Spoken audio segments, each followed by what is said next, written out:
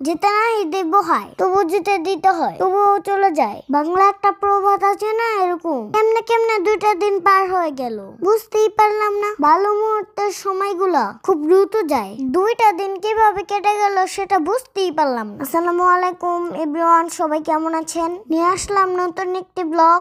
Lucky আন্টিদের বাসায় আসলাম আজ 2 দিন। আমার কাছে মনে হচ্ছিল মাত্র 2 ঘন্টা, কিন্তু কিভাবে 2টা দিন কেটে গেল আমি সেটাই বুঝতে পারলাম না। তাই 2 দিন পর আজকে চলে যাচ্ছি, সবার কাছ থেকে বিদায় নিয়ে নিলাম। আজ মনটাও অনেক খারাপ জানেন। আন্টিদের বাসায় এসে খুব ভালো লাগছিল, কিন্তু কি করার, চলে তো যেতেই হবে যার যার গন্তব্য স্থানে। আন্টির মন খারাপ হচ্ছিল, চেহারা দেখে বুঝতে পারতেছেন আপনারা। আন্টির আর আম্মুর মনে হয় গল্পই শেষ হচ্ছিল না, পুকুর পাড়ে এসে আবার গল্প করা শুরু করে দিল। বান্ধবী বলে কথা, বান্ধবীদের কখনো কথা শেষ হয়? তো সবার কাছ থেকে বিদায় নিয়ে চলে যাচ্ছে এখন আমরা। লাকি আন্টির ভিডিওর মধ্যে ওদের গ্রামের একটা তাল গাছের কথা শুনছিলাম। এই তাল গাছের ঘটনাটা লাকি আন্টির মুখ থেকেই শোনানো যাক। এই গাছটা সম্পর্কে তুমি একটা ঘটনা বলছিলে, ঘটনাটা আবার শেয়ার করো তো। আচ্ছা, এই গাছটার ভিডিও আমি দিছিলাম আমার পেজে।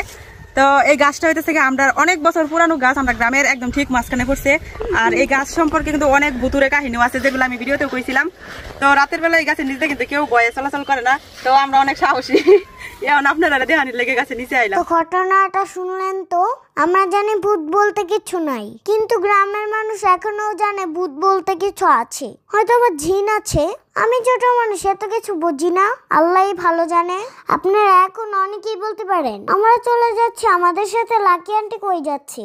আমরা এখন ঢাকায় ব্যাক করব না, আমরা যাব আমার নানুর বোনের বাড়িতে। নানুর বোনের বাড়িতে এই রাস্তা দিয়েই যাওয়া লাগবে। তো এইখানে একটা সুন্দর ঘোরার জায়গা আছে, তো লাকি আন্টি এখানে আমাদেরকে ঘুরতে নিয়ে যাচ্ছে। এখানে ঘুরে তারপর নানুর বোনের বাড়িতে যাব।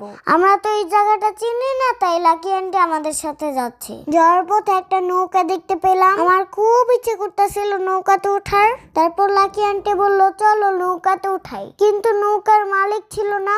যদি থাকতো তাহলে চড়তাম, তাই এমনিতেই একটু উঠলাম। এই নদীটার নাম ছিল কি জানি, ঠিক মনে পড়ছে না আমার, তাই এই নদীর নামটা এখন বলতে পারছি না। এই নদীর পানিগুলো এত স্বচ্ছ, এত সুন্দর ছিল। এই নদীটা ঝর্ণার পানির সাথে যুক্ত, এই জন্য এই নদীর পানিগুলো এত সুন্দর। ওই পারে আমাদের অটো চলে গিয়েছে, তাই আমরা তাড়াতাড়ি করে নৌকা থেকে নেমে গেলাম। এখানে এত পরিমাণ বালি ছিল, হাঁটতেই পারতেছিলাম না। এই কলমাকান্দার জায়গাটা যে এত সুন্দর, এটা নাকি আমার আম্মুও জানতো না। জানবে কি করে? আমার নানু তো আমার আম্মুকে কখনো ঘোরাঘুরি করায় নাই, কারণ আমার নানুর ঘোরাঘুরিটা পছন্দ ছিল না। এখান দিয়ে যাচ্ছিলাম, হঠাৎ করে দেখি কি সুন্দর লাউ গাছে লাউ ধরেছে। আম্মু দেখে বলতেছে চলো লাউ গুলো একটু দেখে আসি। তারপর লাউর বাগানে ঢুকতে গিয়ে আম্মু পড়েই যাচ্ছিল। মাশাআল্লাহ মাশাআল্লাহ, কি সুন্দর লাউ বাগানে লাউ ধরেছিল। আমি তো একদম লাউ বাগানের ভিতরে ঢুকে গেলাম। তারপর 3টা লাউ কিনে নিয়ে আসলাম, একদম নিজের হাতে পেরেছি লাউগুলা। গ্রামের একটা সুবিধা কি জানেন? কখনো আপনার বাসায় জিনিস খেতে হবে না, সবকিছু টাটকা টাটকা পাবেন এবং খেয়েও মজা পাবেন। আমরা তো ভাই ঢাকা শহরে থাকি, একটা জিনিস খেতে পারি না, খাবো কি করে? পাই তো না। 3টা লাউ আর শাক কিনে চলে যাচ্ছি ঘুরতে।